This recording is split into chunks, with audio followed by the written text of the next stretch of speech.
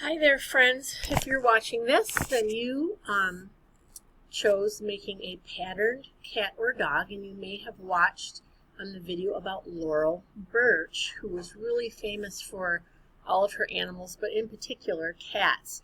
So I'm going to do a cat, but you certainly may choose a cat or a dog to do this because our theme is it's raining cats and dogs. You will need for this project a large piece of paper. If you're in the art room with me, 12 by 18. If you're at home, any kind of paper that you might have or any size, but I have it vertical so I can fit a whole cat's head and body in it. I'm going to draw directly with the Sharpie today.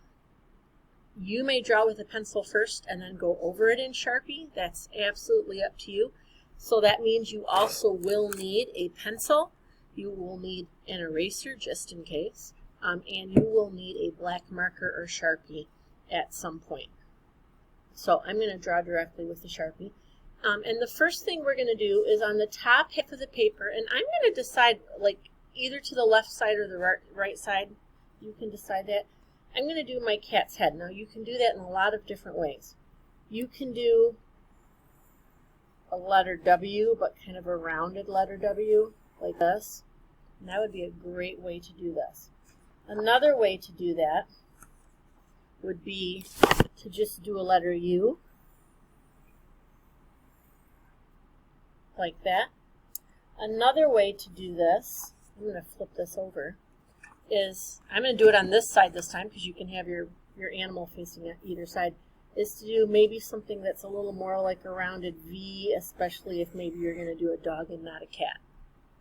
Okay, so then I could do this and put a nose right on the end. So either way, I'm going to stick with this letter W, I think. I like the look of that. So we've got that to start to do our cat head. Now I'm going to go in and I'm going to make kind of like eyebrows and come down for a nose. So I'm going to go across. I'm going to go down to the middle of that U. And then I'm going to come up and around like that. That would be one way to work on making a cat's nose. The other way would just be simply to do an upside down triangle at the top of your W. Again, you get to make all of these decisions. I don't want your cat to look just like mine. Then I'm going to come up here and I'm going to add some triangle shapes to do my ears. Then I can come in and add eyes. I'm going to do some eyes right here and I'm connecting them a little bit like that. I'm going to do another one right here. This one I'm not going to connect all the way over to the other side for my cat's eyes. Now to do the cat's body, I'm going to start, since I put my cat on this side, I'm going to start over here and go this way. If you did your animal's head on the other side, you're going to start here and go that way. And I'm going to make a big curvy line. And I'm going to bring that all the way down to the bottom. I'm really filling up my page. And then I'm going to bring a tail in like that. Okay, and I'm just going to leave that curvy line right there. I can go back and fill that in a little later. On the other side, I'm going to come down from the bottom of the W. And I'm going to make another W with a really tall middle. We can go just like that. Let's see, just like that. And then there is my cat's two front paws. And then I'm just going to make a straight line across here. If I want to go in here and really make this tail show up well and make it a fat tail, I can do that. And I'm going to stop it right here at the end. And I've got a pretty nice looking cat right now, but now I want to really get this cat kind of decorated. So I'm going to, for this cat, I might do kind of a flower or a sunshine kind of a theme.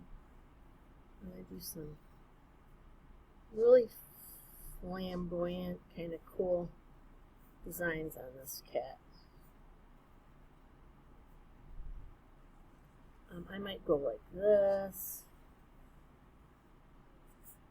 I'm thinking about all of the lines that I know and that we've learned about. I'm thinking about all of the shapes that I know and that we've learned about to really make this cat something special. You could go like that.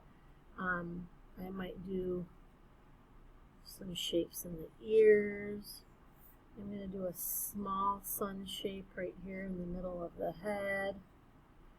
I'm going to do circles here.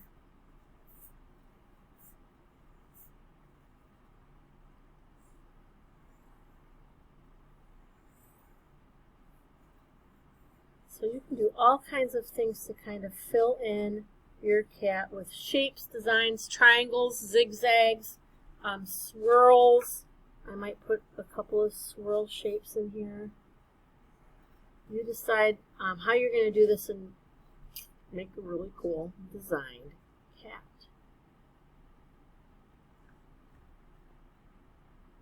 So as you can see, I've finished drawing my cat. I've added some pupils to the eyes. I've added some details to the nose. I've added more patterns and stripes and lines and shapes in my cat. Now I'm going to move on to add color.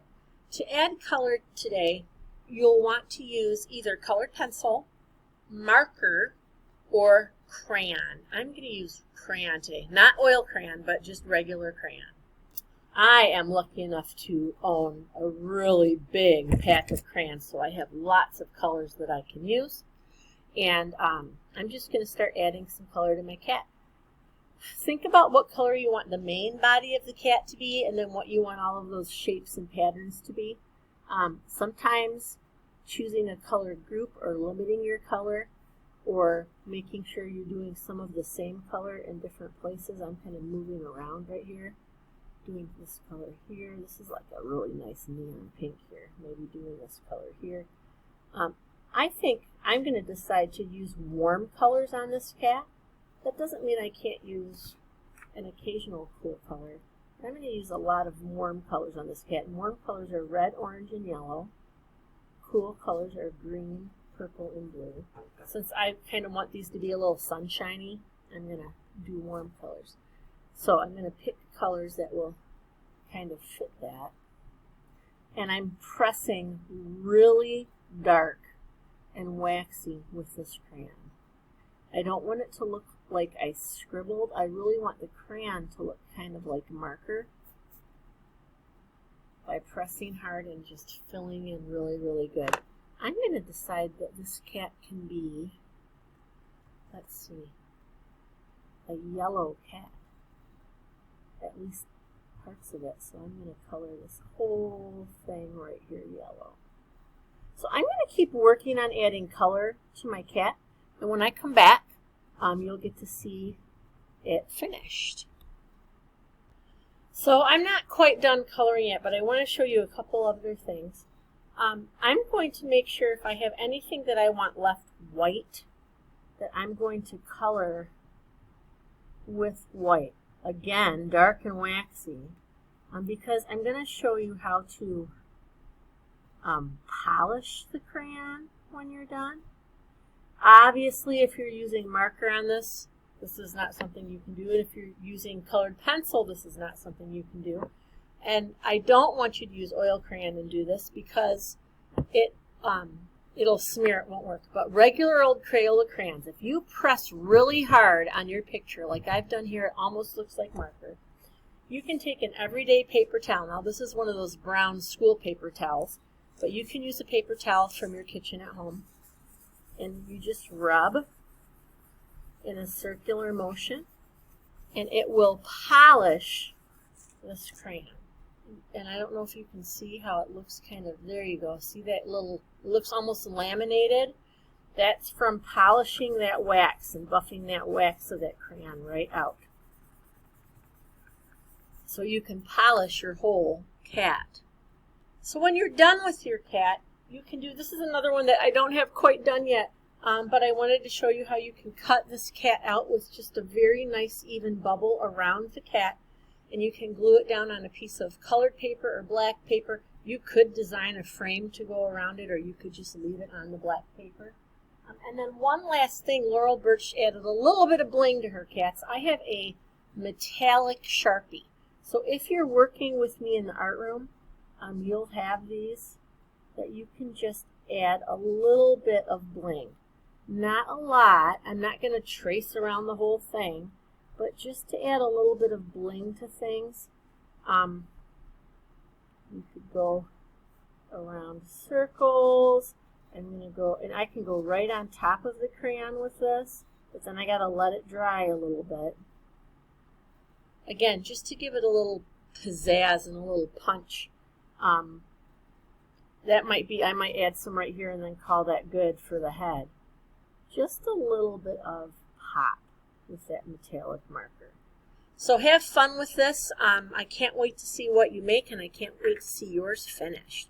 Make sure when you're done to sign it, take a photo of it, upload it to your Google Classroom or to your Seesaw or to your dojo.